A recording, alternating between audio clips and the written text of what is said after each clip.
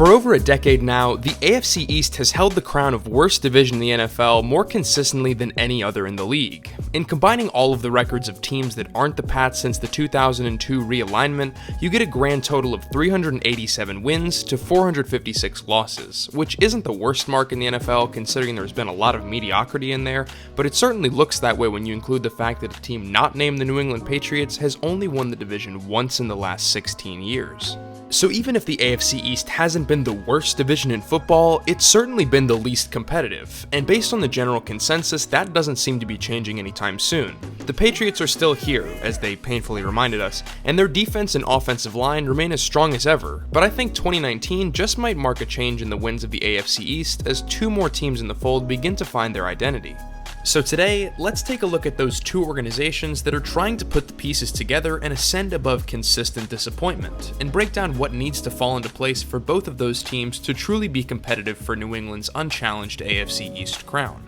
Also, I'm sorry Dolphins fans, maybe next year.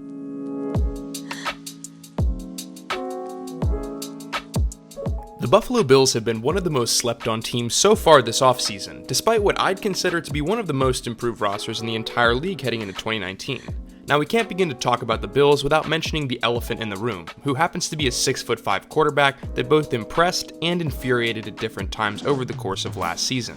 There's no doubt that if the Bills are going to turn heads in 2019, it will live and die on the arm of Josh Allen. His rookie season showed promise, but also a lot of need to improve on his accuracy and decision-making very quickly in order to command a strong unit in years to come. In true rookie fashion, he often got locked onto a single target and then tried to force the ball in as the pocket collapsed around him, and per Pro Football Focus, 19.7% of his throws were deemed uncatchable, good for the worst mark in the NFL.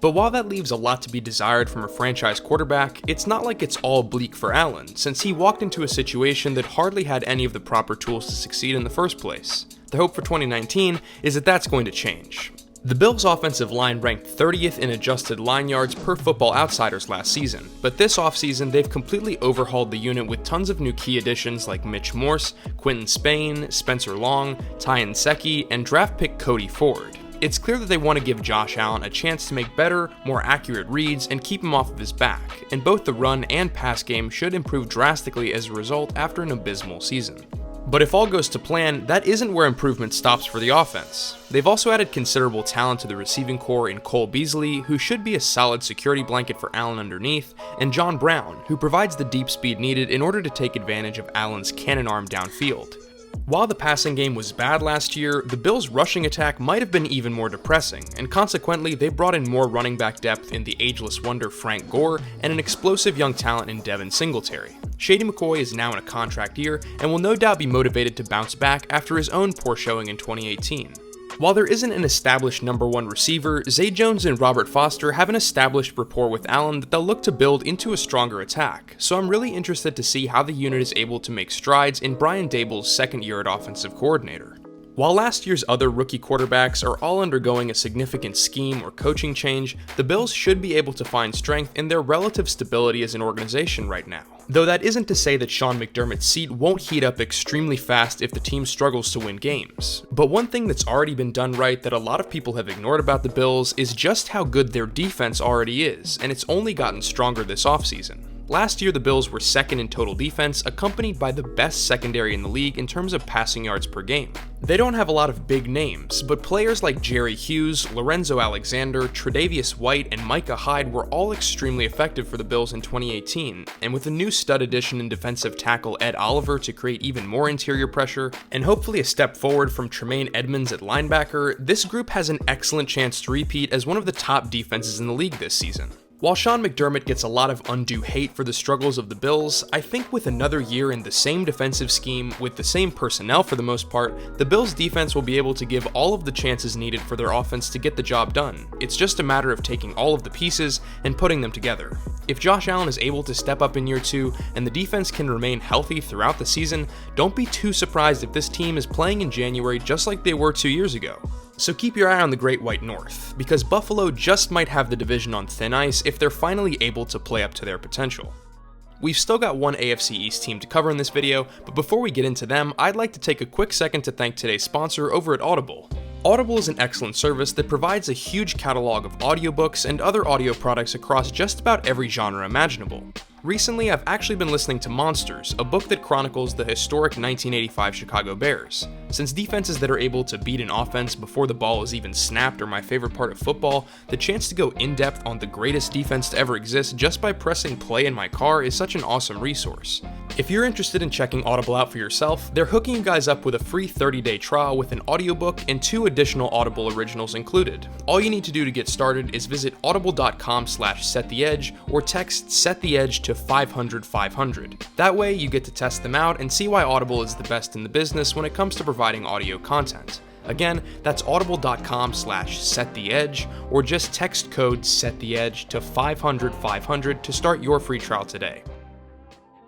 So now that we've covered the Siberia of football, let's head south to slightly less frigid New Jersey to cover one of the NFL's most promising young rosters.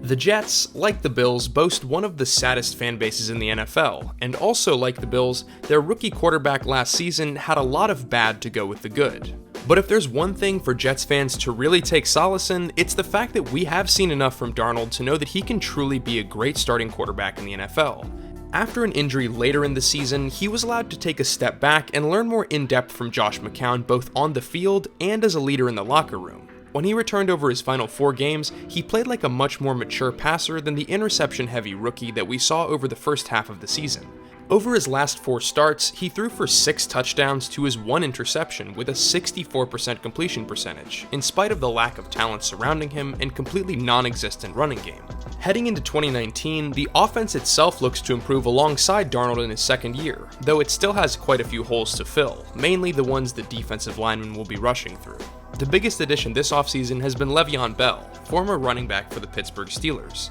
He'll bring a dimension to the Jets' passing and rushing game with him that wasn't present at all last season, and hopefully will be used by new coach Adam Gase to create mismatches both underneath and out wide.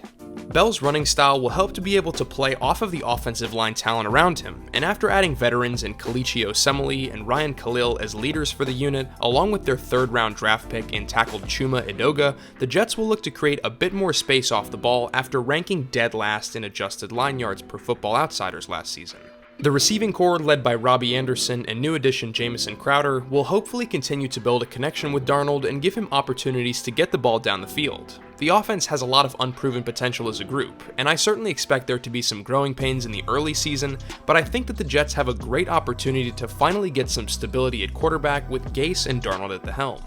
On the other side of the ball, the Jets' defense is extremely similar in a lot of ways to their offense. Lots of talent, but not a lot of cohesion yet as a unit. Though they overpaid a lot, they were able to bring in linebacker CJ Mosley for more run defense inside after boasting the 21st ranked run support unit by DVOA last year. To add to that, their draft pick of Quinnen Williams at number 3 overall may have landed them the best player in the draft as a talent who can do it all inside. Alongside Leonard Williams, who is elite against the run, and Jamal Adams at safety who continues to wreak havoc at the line, the Jets will very likely have one of the better run defenses in the league. New defensive coordinator Greg Williams is certainly going to throw everything he has at opposing offenses from that talented front 7, but success against the run will likely cost them down the field. The Jets have one of, if not the weakest cornerback group in the NFL heading into this season, as other than Tremaine Johnson, who's been okay in recent years, their other cornerbacks include Darryl Roberts, Kyron Brown, and Brian Poole, among others. It's gotten so bad there amidst injuries and poor play